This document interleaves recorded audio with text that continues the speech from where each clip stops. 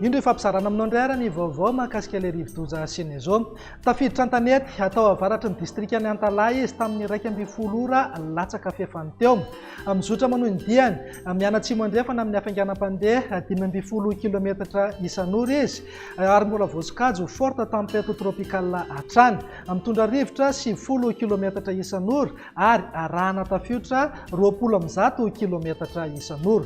Noho izay rivotra sy tafiotra ary ora mikija hoentin'izay dia mety mbola andravarava any amin'ny faritry Sahava sy Analanjorofo izy ato anatin'ny 10 ora manaraka. Arak'izany dia tsy misy fiovana ny filazana loza.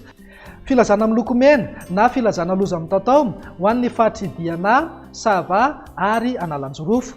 Filazana loza manambana na filazana miloko mavo kosa ho an'ny faritry Sofia, Alaotra Mangoro ary ny faritra Atsinanana.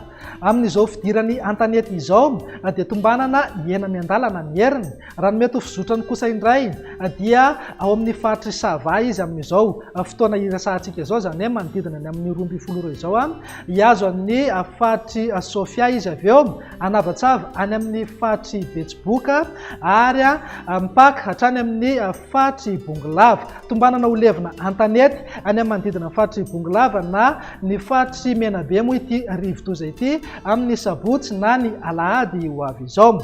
Tombanana hitondra rotsakorana betsaka ihany koa izy amin'ny tapany avaratry Madagasikara iray manontolo mety hatratra 100 milimetatra hatramin'ny 200 milimetatra ao anatin'ny 420 ora izay rotsakorana izay ka hitarika tondra-drano ho an'ireo toerana marefo sy toerana mora-tondraka. Hitatra hatramin'ny faritry Boeny sy ny faritry ny afovoantany moa izay rotsakorana betsaka izay hatramin'ny alahady ho avy izao. Ny torohevitra avy ety amin'ny meteo dia mipetraha amin'ny toerana azo antoka ary arao atsakany sandavany foana ny toromarika omeny manam-pahefana eny fotony isorohana ny loza mety iseho. Ho an'ny mpiandrika manomboka eo Cap d'Ambre ka hatrany Manoro dia misy manantena izahay fa efa tsy misy any an-dranomasina intsony ianareo mandra-pahalatsa tanteraka ity rivo-doza ity. Izay indray aloha ny vaovao mahakasika ny Senezo manome fotoananao afaka fotoana vitsy indray.